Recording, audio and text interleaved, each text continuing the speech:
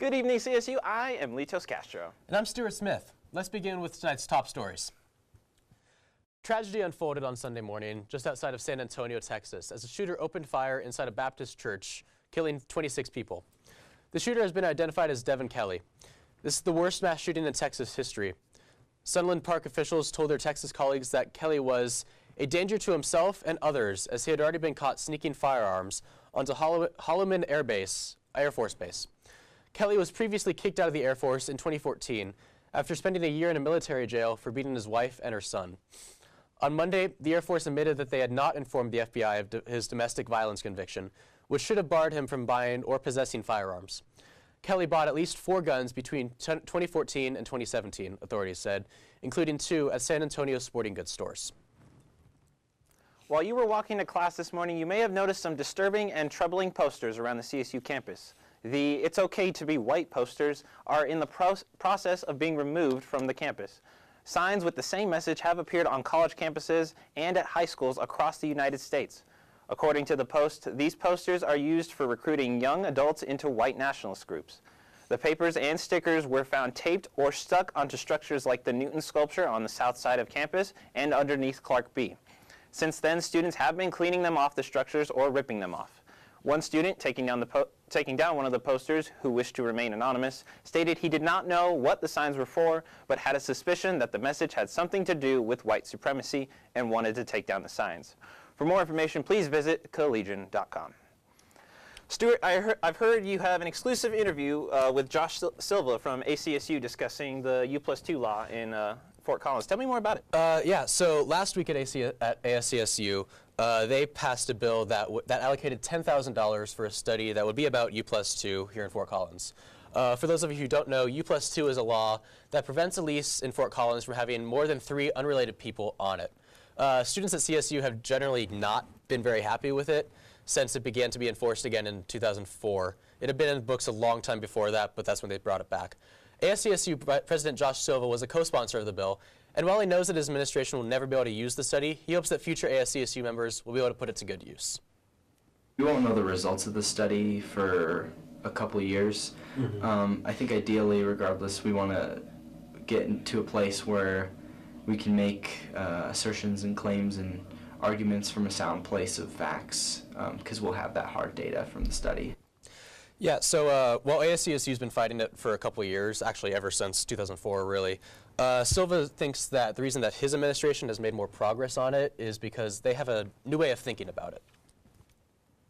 What we really need to be conscious of as students is thinking about U+2 not as a student issue, but as an economic issue and an affordability issue. I think from the city's perspective, it's important to keep in mind that they care about maintaining the quality of housing and the affordability of it, and at the same time they're realizing that there's a really severe shortage of housing.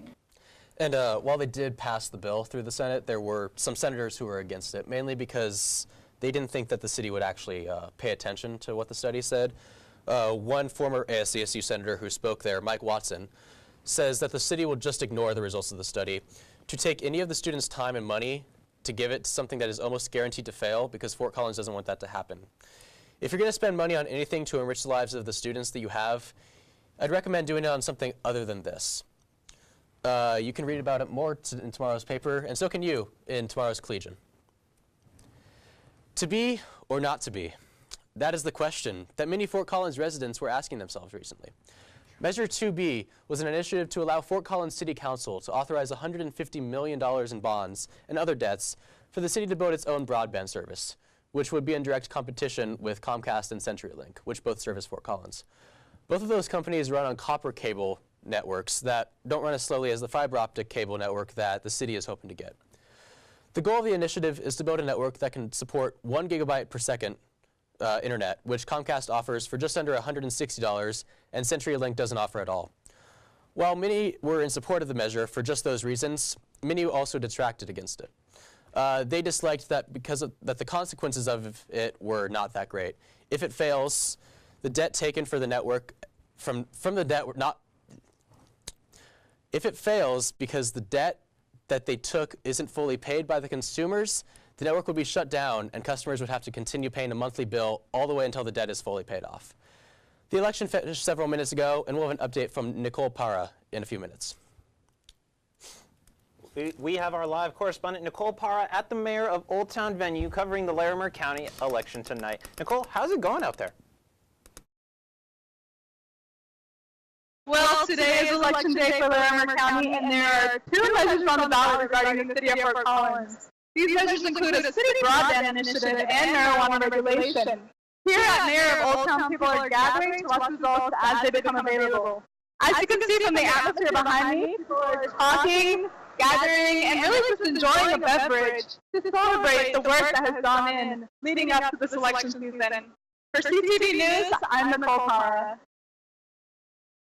Thank you, Nicole. Now, Stuart, what do you think? How do you think this election is going to turn out? I'm honestly, about Measure 2B at least, I'm not sure. There were a lot of people that I was talking to that supported both sides. Measure 2C, which is about medical marijuana, I'm pretty sure that that one's actually going to pass, just because we're in Colorado. Fair enough. All righty then. The annual Veterans Day 5K was held this past weekend here on campus. This now marks the 8th time this event has been held. Take a look. Back in 2010, the student veteran population here at CSU was beginning to skyrocket, and the first 5K was run with the desire of connecting the greater CSU and Fort Collins community with the student veterans on campus. While this event is also for fun, it's also a reminder to keep our veterans in our hearts for what they've done. It was also decided then that the run would honor CSU community-connected veterans that have paid the ultimate sacrifice in the defense of our great country. This event brings a lot of the community together and is, as one veteran says, a great way to spend the morning. I would encourage people that if they didn't do this event this year, think about it for next year.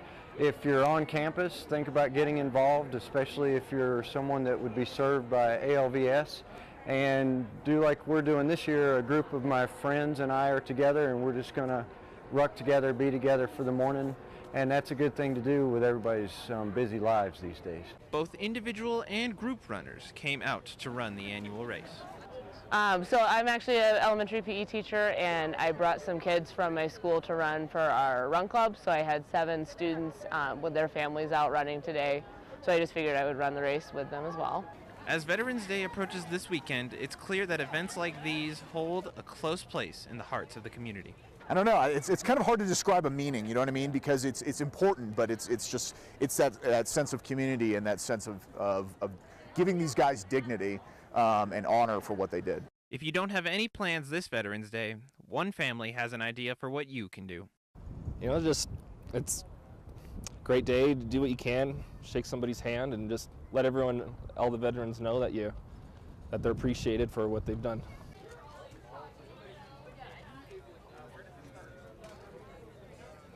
If you were not able to make it out to the run this year, we do encourage that you participate next year. Before we can kick up our feet, loosen our belts, and start shoveling food in our faces in celebration of Thanksgiving, Northern Colorado has a lot to do as a community. Across both Larimer and Weld counties, the food banks serving each county need over 7,300 turkeys to ensure that everyone in our community can enjoy this wonderful holiday. Wing Shack is teaming up with the Weld County Food Bank as well as the Food Bank for Larimer County to make sure that each organization meets their goals. As an added incentive for those looking to donate a turkey, Wing Shack is offering 5 free wings if you bring a turkey in. For every turkey donated, Wing Shack will donate $5 to the local food bank. All 5 of the Wing Shack Northern Colorado locations will serve as the drop-off point for anyone interested in donating a turkey this holiday season. Good evening, CSU. I'm your absolute favorite anchor, Kiara Coles, and let's dive into everything in the world of entertainment. Over the weekend, the 35th annual ACES Powwow, sponsored by the Native American Cultural Center, RAM Events, and ASCSU, took place to honor alumni and celebrate Native American culture and tradition. The day began with a gourd dancing, continued with a grand entry, and ended with a powwow feed. Admission as well as food was free to all those who attended. The event was hosted by Northern Drum Young Bear and Southern Drum Southern Style. Many people attended the event dressed in Native American apparel and engaged in traditional dances.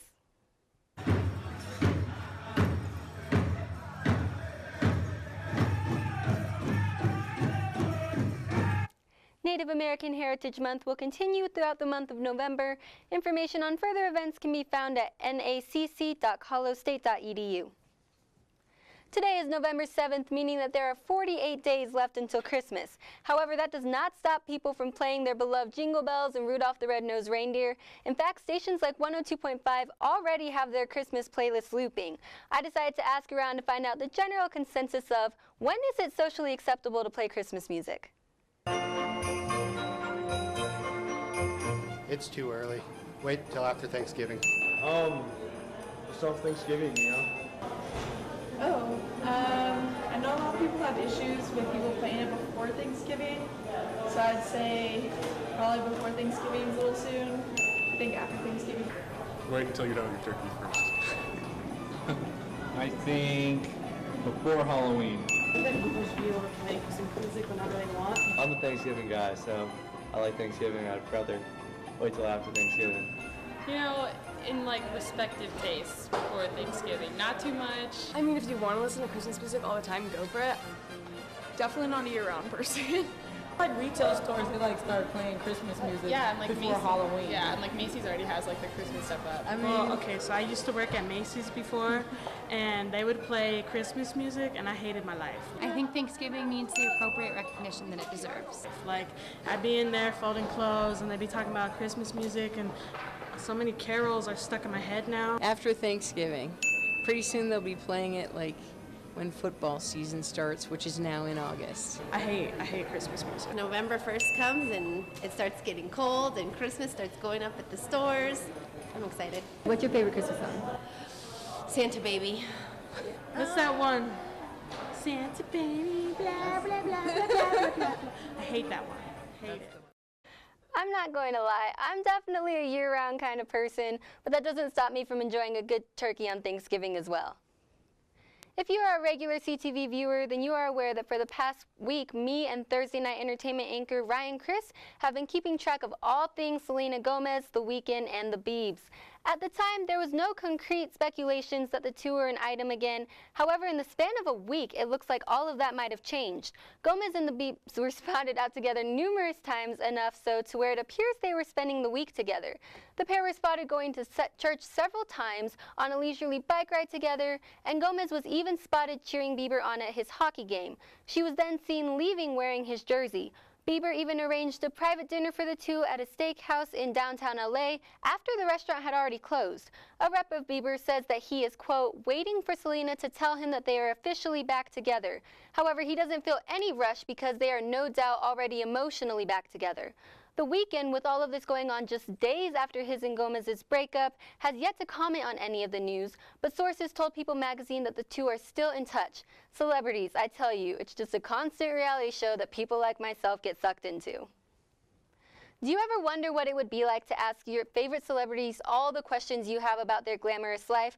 Well, that's exactly what actress Jennifer Lawrence got to do. While filling in as a guest host on Jimmy Kimmel Live, the actress got to interview her self-proclaimed idol Kim Kardashian West, and nothing was off limits. Jennifer Lawrence, aka J-Law, was asking all of the hard-hitting questions, including topics such as life with Kanye, least favorite exes, and even which sister Kim would kill last if they were all on a deserted island together. The entire interview seemed quite surreal for both J-Law and Kim K. Jennifer and Kim even discussed a drunken encounter the two had together. Furthermore, Jennifer asked Kim why she was not chosen to be her surrogate mother. The entire interview was about 18 minutes long and contained zero structure, but definitely made for a few good laughs. Disney classics such as Beauty and the Beast and Cinderella have created cinematic frenzy as moviegoers venture to see their beloved cartoon animations brought to life. Not long ago, the cast was announced for a live remake of Aladdin. Well, Disney is fulfilling hopes and dreams yet again, as the cast was just announced for the live-action remake of The Lion King. Last week, the full cast of the movie was announced and includes tons of well-known stars. James Earl Jones and Chiwetel Ejiofor will voice Mufasa in Scar. For those true Disney fans out there, you may recall that James Earl Jones was the original voice of Mufasa and is coming back 23 years later to reprise his role. I mean, talk about being dedicated to a character. John Oliver will act as Zazu, actors Bill Eichner and Seth Rogen will play the beloved duo Timon and Pumbaa, my dear personal friend Beyoncé will voice the role of Nala, and at the lead of this star-studded cast is Donald Glover voicing one of the most iconic Disney characters of all time, Simba. Production crews will utilize computer-generated imagery, or CGI, to bring the cast of animals to life. In addition, Hans Zimmer, who composed the score for the original movie, is coming back to enhance the basically already perfect soundtrack. So, let's recap. You've got the original Mufasa. You've got Seth Rogen perfectly cast as Pumbaa. You've got The Circle of Life and Hakuna Matata 2.0. You've got Beyonce. People, what more could you ask for? The film is set to hit theaters in 2019.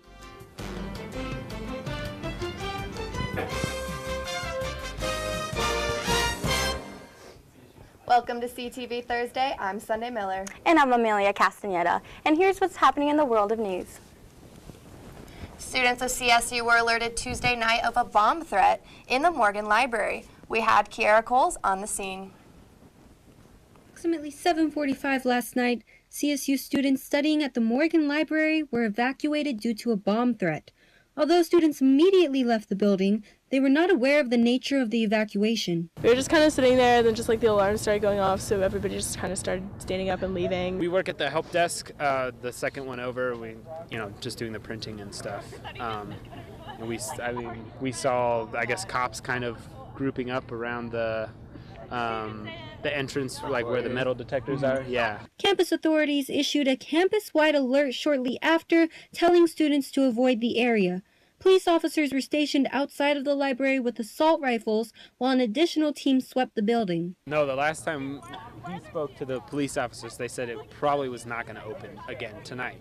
So, big building takes a long time to clear. However, the library was issued an all clear at approximately 9:30. The suspect, 31-year-old Jonathan Kopp, who was photographed inside the Morgan Library, was arrested at the Alley Cat Coffee House. Campus Safety sent out a thank you note message to the community for reporting on the suspect's whereabouts. In Fort Collins, Kiara Cole, CTV Channel 11. Larimer County election was held Tuesday and the results have been tallied and are in. Fort Collins passed a new measure to give the city government-run broadband. This is expected to cost $150 million, but should be paid back by subscribers to the internet service that will cost either $50 or $70 per month. Fort Collins also passed a measure giving city council permission to amend current marijuana laws without voter approval. This could potentially align Fort Collins regulations with that of the state. Larimer County passed the measure to extend the 0.15% sales tax dedicated to the fairgrounds for another 20 years. The county also struck down a measure that would eliminate the 3-term limit for the assessor, treasurer, clerk and recorder, sheriff, and surveyor. As part of Homelessness Awareness and Action Month at CSU, there was a presentation and discussion held on Tuesday night on the issue of homelessness in Fort Collins.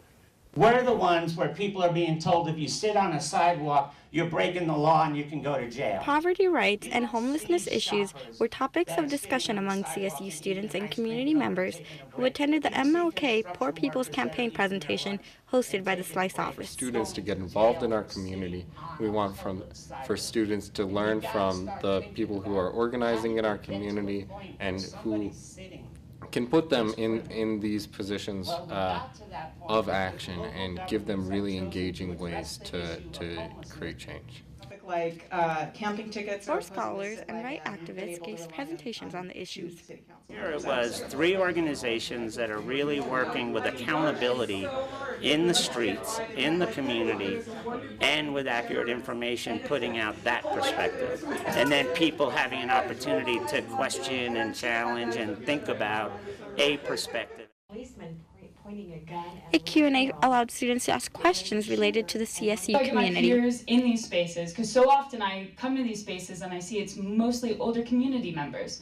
What are your thoughts and what's your advice for us? The larger CSU community should be talking about these things and thinking about these things, especially since Colorado State is primarily white and there is some sort of degree of privilege that comes with being able to access a college education. And that creates these Paul Bowden hopes this presentation allows students to talk more about the issues that surround them. At one time, de jure segregation. Groups can come together outside of the structure of the school, if that's how it has to happen, to work on divestment issues, to work on Palestine, to work on poverty. The Poor People's Campaign is currently advocating for a Safe Place to Rest Act in California as well as in Colorado. The bill would grant homeless people rights including the protection to inhabit or rest in public spaces. For more information, visit poorpeoplescampaign.org. During last night's ASCSU meeting, the impeachment committee said they are working on finishing up some hearings, and their rising report will tentatively occur next Wednesday. President Josh Silva presented a bill to ratify the 2018 Elections Manager job description. He explained the minor changes made to the job description and desire to extend office hours to increase accessibility. In honor of National Hunger and Homelessness Awareness Week starting November 11th, the Resolution 4711 was presented by Senator Fern. His resolution aims to increase awareness about students who are facing homelessness and food insecurity. The resolution was strongly supported by Senate and sent to the University Issues Committee for further consideration. Earlier today, graduate students had the chance to show off their hard work. Colorado State University graduate students gathered in the Laurie Student Center Grand Ballroom to present their research projects to the CSU community. The Grad Show is an interdisciplinary showcase that brings forward the work of over 300 students from all 8 of Colorado State's colleges. Presentations are judged and evaluated by 200 judges that are made up of faculty, students, research scientists, and alumni. Along with relevancy and usefulness to their research, judges are looking for a lot more. Looking for confidence in the person who's doing the presentation. I want them to be able to explain at any level, both complicated and down to the basic level of what they are doing. Some students presenting posters shared the amount of time that went into their projects. So far it's 4 years now, so when you're talking about the poster, you're talking about 4 years of your degree. I've been working on this for about 1.5 years, and so between flipping back and forth between a research assistantship and a teaching assistantship, it's somewhere probably around 50 hours a week or so at least. The Grad Show includes professional development opportunities and also gives the chance for students to compete for the Vice President for Research Graduate Fellowship.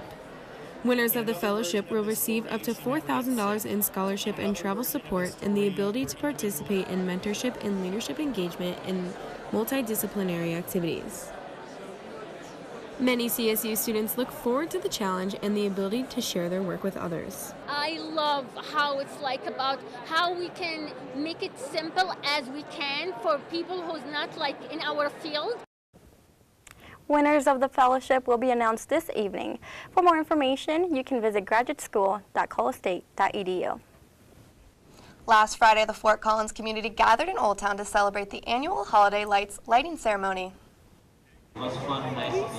Every year, approximately 400 to 500 people occupy Oak Street Plaza for the lighting ceremony. I really love the event because the lights are really pretty, and I've come here once before, and I really like it. In the 70s, there were fake candles, tinsel, and decorative snowflakes dangled from light poles in the middle of College Avenue for the Downtown Holiday Lights program. Nowadays, we use light bulbs, and in 2007, the City of Fort Collins upgraded the lighting from traditional bulbs to energy-efficient LED bulbs, generating 90% energy savings.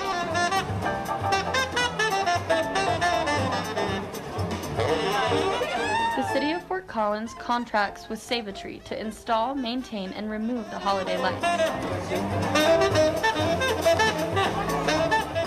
Probably just the countdown and like 10, 7, 6, 5, 4, 3, 2, 1. Their installation process starts the last Monday of September and lasts 6 weeks leading up to the lighting ceremony last Friday. What's up, Rams? My name's Ryan Christ, and we're here on another fantastic Thursday bringing you all the latest and greatest in entertainment news. So let's get started. The 2016 augmented reality fad, Pokemon Go, is coming back, but in a new way. Niantic Labs, the creator of the game, are coming out with a new one in 2018 known as Harry Potter Wizards Unite. This game is exactly what it sounds like, Pokemon Go, but with more Harry Potter.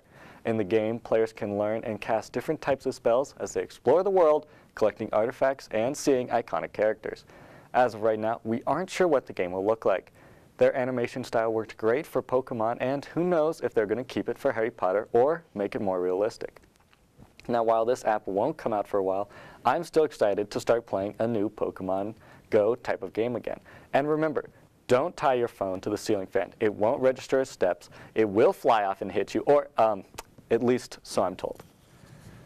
Yesterday, Kim Kardashian's new app Screenshot was released, and people have been loving it and are calling it the Shazam of shopping. And me, being the fashionable guy that I am, I decided to download the app and see how it works. So what we have here is Kim Kardashian's new app called Screenshot. And once you've finished downloading it and creating an account, you can go to this top right and start adding photos. So what you do is that you can find a photo of someone that's you really enjoy their style, or you maybe want to steal their style, like, for example, Jimmy Fallon. He's in his nice suit. And what you do, once it's done loading, it'll give you options for all different types of clothing that is very similar to what he was wearing. You know, you can see the Calvin Klein suit and a bunch of nice shirts and ties. So what's great about this app is that you can pretty much steal anybody and everyone's style as long as there's a picture of them. For example, I was messing around with this, and I decided to steal Waluigi's style. And as you can see, it even suggested for a video game character, which I just find hilarious about this app. And a lot of people are calling it the Shazam of fashion, because that's pretty much what you're doing. You're just Shazamming other people's styles and stealing it. So let's see what that actually does, and let's go try and steal some styles.